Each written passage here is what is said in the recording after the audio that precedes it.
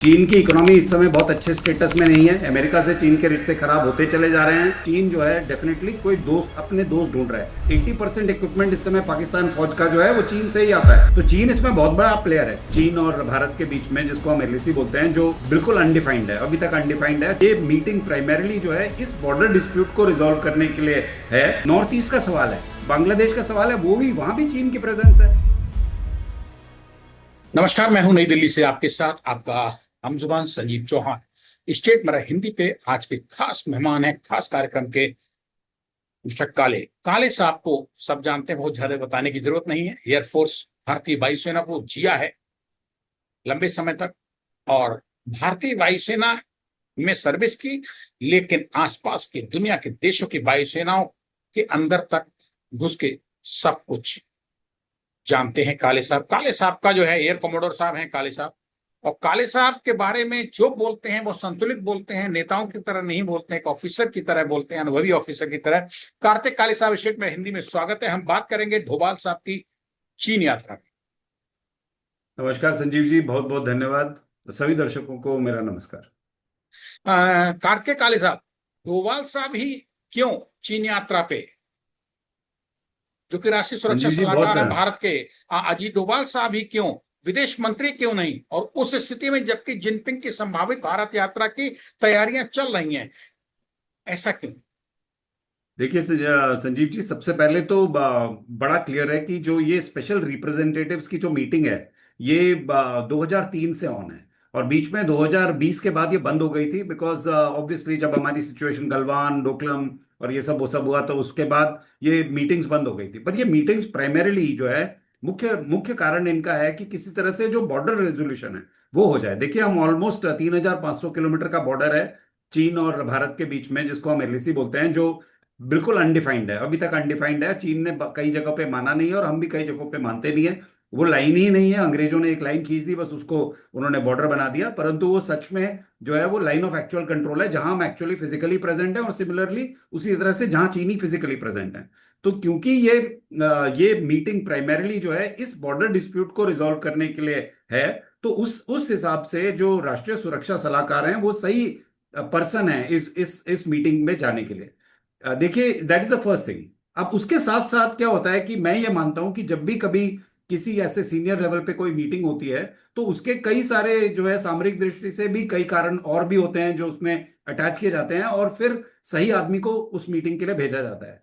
तो देखिए, राष्ट्रीय सुरक्षा सलाहकार जो डोवल जी हैं, वो पिछले ऑलमोस्ट 10-12 साल से जो है राष्ट्रीय सुरक्षा सलाहकार हैं, और इन सब इश्यूज पे, फौज के इश्यूज पे, डिफेंस के इश्यूज पे, सिक्योरिटी के इश्यूज पे, इंटरनल एक्सटर्नल, इन सब के जानकार हैं। तो देखिए, जब चीन से हम बातचीत करते हैं, और स्पेशली जब एक ऐसा सेंसिटिव मुद्दा होता है बॉर्डर डिस्प्यूट का, तब उसमें हमें ऐतिहासिक जानकारी और आगे हम क्या करना चाहते हैं ये बहुत जरूरी है, नॉलेज होना। तो नॉलेज के हिसाब से वो बेस्ट आदमी है। कार्तिक काले ठीक साहब, है। ये तो मैंने मान लिया आपकी बात कि इनकी कोई जो अजीत डोभाल साहब की खूबियां हैं, हमारे एनएसए जो है राष्ट्रीय सुरक्षा सलाहकार, बिल्कुल। जिन खूबियों के चलते उनको भेजा गया है, लेकिन भारत के विदेश मंत्री, ब्यूरोक्रेट पूर्व डॉक्टर एस जयशंकर को क्यों नहीं भेजा गया है? क्या वजह रही होगी? देखिए, डॉक्टर एस शंकर अभी एससीओ मीटिंग की तैयारी कर रहे हैं, बिकॉज अभी एससीओ मीटिंग होने वाली है एंड अगस्त और बिगनिंग सितंबर में किर्गिस्तान में। और उसके बाद जो है फॉरेन मिनिस्टर्स, जो ब्रिक्स के फॉरेन मिनिस्टर्स की मीटिंग भी वो चेयर करेंगे। तो देखिए, एक्चुअली क्या है कि काम एक तरह से मुझे लगता है सरकार काम बांटना चाहती है। और इस काम के लिए स्पेसिफिकली, बिकॉज देखिए इस समय जो सिचुएशन भी चल रही है सामरिक दृष्टि से, यदि हम देखें तो पाकिस्तान के साथ इंटरनली जो अंदर सिचुएशन चल रही है, जो बांग्लादेश में हमारे आपस के रिलेशंस चल रहे हैं और जिस तरह से प्रॉब्लम हो रही है, सिमिलरली म्यांमार में जो पहले हो चुका है, नेपाल में जो पहले हुआ, उस उन सब चीजों में चीन एक बहुत बड़ा प्लेयर है। तो ये सब इंटरनल और एक्सटर्नल सिक्योरिटी रिलेटेड इश्यूज हैं जिसमें चीन भी एक प्लेयर है। तो यदि एनएसए इस समय अपने एक किसी खास काम से और स्पेशल रिप्रेजेंटेटिव बन के बॉर्डर डिस्प्यूट को रिजॉल्व करने जाते हैं, तो ये जो पेरिफेरल इश्यूज हैं ये इश्यूज भी डिस्कशन में आते हैं, ये बातचीत भी होती है। और जब ये, और उनसे बढ़िया इस बातचीत को रिजॉल्व करने के लिए और कोई नहीं है, बिकॉज वो सिचुएशन को अच्छी तरह से समझते हैं। और देखिए, क्योंकि ये सिचुएशन क्लियर नहीं है, इसलिए बहुत जरूरी है कि एक ऐसे आदमी को भेजा जाए जिसके दिमाग में आगे क्या होने वाला है, सर, इसकी क्लैरिटी। एक सवाल आ रहा है दिमाग में जी। मान लीजिए, ठीक है, हमारे विदेश मंत्री भी काबिल हैं और राष्ट्रीय सुरक्षा सलाहकार भी कम काबिल नहीं है, अनुभवी हैं, अंतर्राष्ट्रीय विदेश नीति, कूटनीति, खुफिया सब कुछ जानते हैं, समझते हैं बेहतर तरीके से। कई सफलताओं के झंडे भी उन्होंने गड़वाए हैं भारत के लिए, नो डाउट। अब जब डोभाल साहब चीन दौरे पे हम और आप बात कर रहे हैं इस वक्त, इस चीन दौरे में अजीत डोभाल साहब बॉर्डर सिक्योरिटी को ज्यादा वजन दे रहे होंगे, वहां चिकन ने सेवन सिस्टर्स को ज्यादा वजन दे रहे होंगे, या जिनपिंग की भारत जो संभावित यात्रा है उस पे एनएसए साहब ज्यादा वजन देके बात कर रहे होंगे? 3 बिंदु 3 सवाल सर, एक एक लाइन में जवाब दे दें।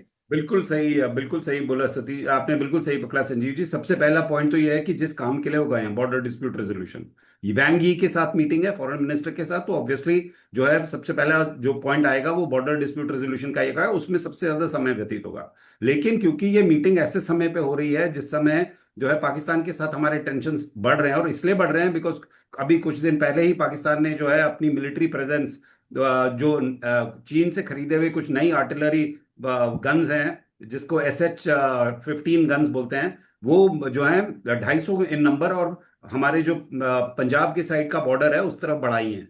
सिमिलरली सिमिलरली उन्होंने जो है टर्की, और पिछले 3 दिनों में टर्की और चीन से अगेन एयर डिफेंस इक्विपमेंट, साथ में HQ-9 जो मिसाइल हैं, उसके साथ साथ बहुत सारा ड्रोन का सप्लाई, और ड्रोन के साथ साथ new generation command and control जो इक्विपमेंट होता है वो वाला भी, वो सब भी टर्की से आया है। कम से कम 60 ऐसे बड़े हवाई जहाज जो हैं देखे गए हैं नूर खान और मसरूस बेस पे लैंड करते हुए।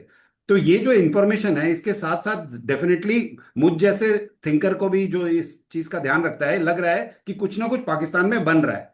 और देखिए इसमें इक्विपमेंट जो है, 80% इक्विपमेंट इस समय पाकिस्तान फौज का जो है वो चीन से ही आता है। तो चीन इसमें बहुत बड़ा प्लेयर है। आप ये नहीं कह सकते कि चीन को पता नहीं है कि क्या हो रहा है पाकिस्तान में। तो ये सर, समय जो है, ये समय कारगिल, जो है जी जी संजीव जी, जी बिल्कुल जी, सही समय है ये बात डिस्कस करने का। एंड राष्ट्रीय सुरक्षा सलाहकार से बेटर कोई पर्सन नहीं है इस बात को डिस्कस करने का। और जहां तक नॉर्थ ईस्ट का सवाल है, बांग्लादेश का सवाल है, वो भी, वहां भी चीन की प्रेजेंस है। वहां भी हमें पता है कि चीन जो है बीच में उंगली डाल के बैठा है, सिमिलरली जैसे पाकिस्तान पाकिस्तान के साथ है। तो वो पॉइंट भी डेफिनेटली डिस्कस होगा। लेकिन ये सेकेंडरी पॉइंट्स है, मेन पॉइंट जो है वो बॉर्डर रेजोल्यूशन के लिए ही गए हैं। सर, इंडियन सिक्योरिटी एडवाइजर, राष्ट्रीय सुरक्षा सलाहकार भारत के एनएसए अजीत डोभाल साहब, ठीक है चीन में मौजूद। 25वें दौर की जो बातचीत है वो चल रही है विशेष प्रतिनिधियों के बीच में। मंगलवार को इनकी वहां के चीनी विदेश मंत्री वांग यी के साथ भी सीमा विवाद पे बैठक होनी है, भारत और चीन की जो बॉर्डर है उस पे। 24 दौर की वार्ता में सर कोई बहुत कुछ सफलता नहीं मिल पाई भारत को। 25वें दौर की इस बैठक में क्या उम्मीद है कि कुछ, मतलब जिन्न कुछ निकल के ऐसा आएगा देखिए जो इसमें भारत ना, को? इसमें हमको अगर हम पूरी परिस्थिति को समझें तो डेफिनेटली हमारे चांसेस अब बेटर होते जा रहे हैं। देखिए ये बात बिल्कुल किसी से छिपी नहीं है कि वेस्ट एशिया में जो एनर्जी क्राइसिस हो रखी है उसके कारण चीन जो है अभी बैकफुट पे है।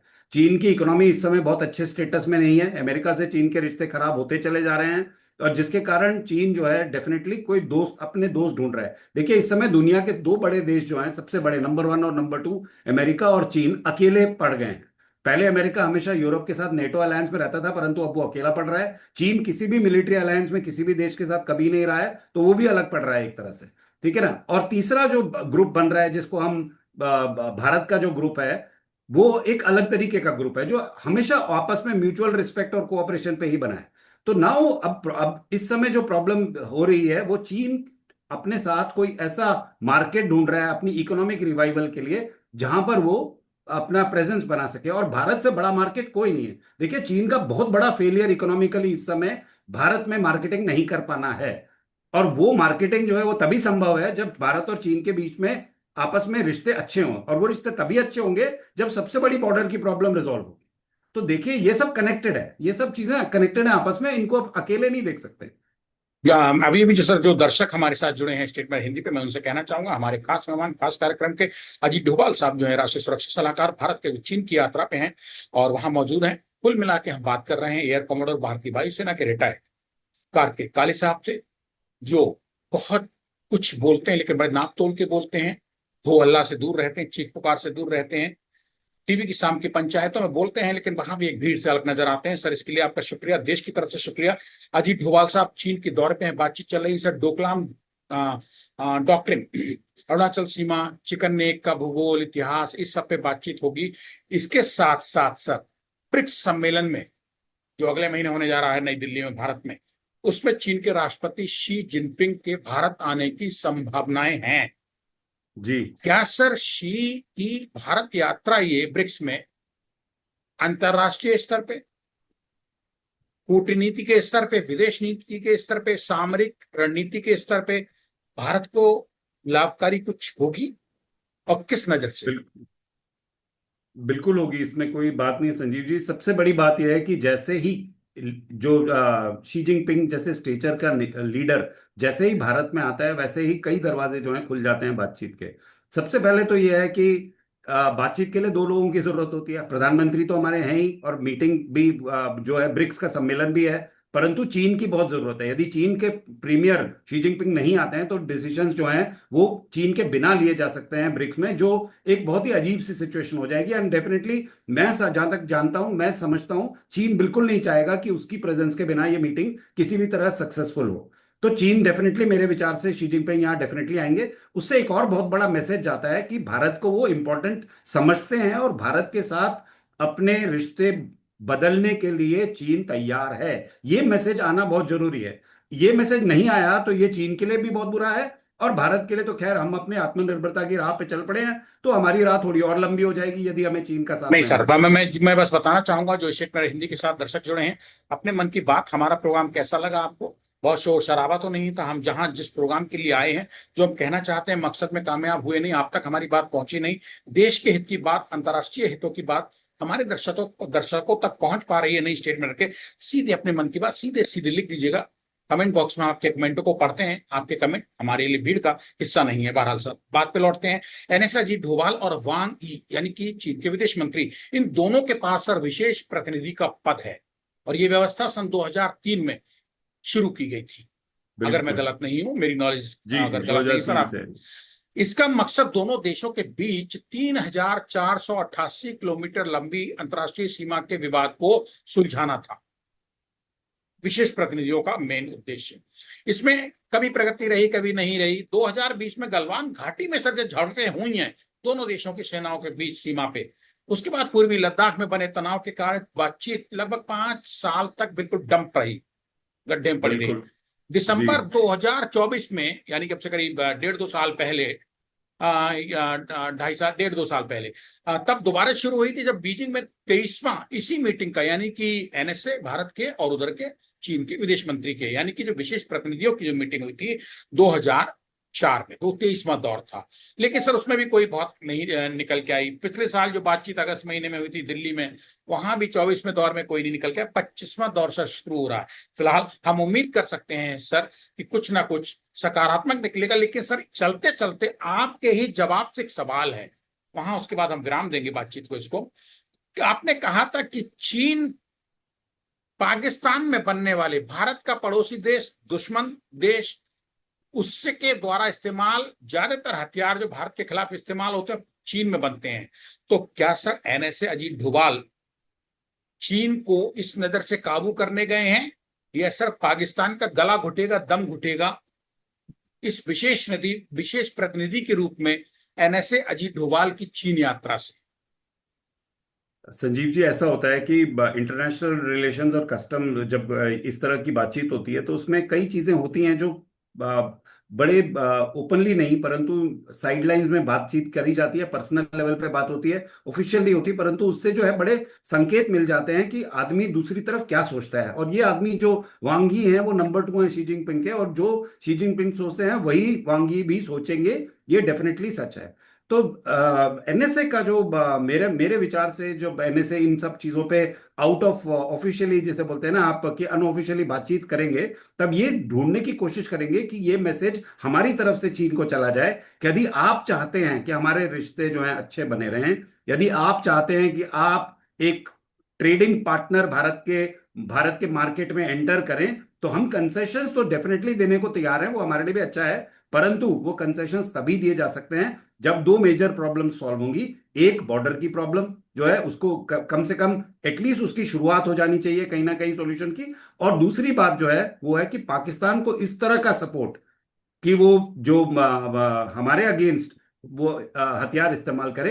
ये जो सपोर्ट है इसको रिस्ट्रिक्ट करना है, मना नहीं करेंगे, बिकॉज ऑब्वियसली ऐसे इंटरनेशनल डिप्लोमेसी में कोई किसी को मना नहीं कर सकता है। वो चीन एक सार्वभौमिक देश है, वो अपने आप डिसाइड करेगा क्या होगा। परंतु डेफिनेटली ये इंडिकेशन दिया जा सकता है कि हमारे आगे के रिश्ते जो हैं वो इन चीजों पे डिपेंड करेंगे, और हमें जानकारी है कि आपने क्या क्या हथियार दिए हैं। जो मोमेंट आप ये सब चीजें बोलते हैं तो डेफिनेटली दूसरा फिर समझता है कि हाँ भाई, हमारी जो है चोरी पकड़ी गई है, हम जो करने की कोशिश कर रहे हैं वो लोगों को पता है, तो ये चीज जो है हो सकता है कि हमारे पक्ष में ना जाए। तो ये एक तरह का मानसिक दबाव है जो आप दूसरी देश पे क्रिएट करते हैं, ये सब इस तरह की बातचीत करके। ये स्पाई वर्सेस स्पाई वाला गेम है, और डोवल साहब तो मास्टर स्पाई हैं, ये आपको पता ही है। शुक्र सर, बहुत बहुत धन्यवाद। डोभाल साहब की विदेश यात्रा यानी कि चीन की यात्रा पे लेके आपने टू द पॉइंट जो पूछा वो बताया, लेकिन सर जो कुछ बताया वो हमारे सवालों से ज्यादा गहरे और विस्तृत समझ वाले आम आदमी को भी समझ में आ जाएंगे आपके जवाब थे। शुक्रिया एयर कमोडोर कार्तिक काली साहब, स्टेट में हिंदी के लिए संजीव चौहान से बात करने के लिए बहुत बहुत धन्यवाद धन्यवाद। संजीव।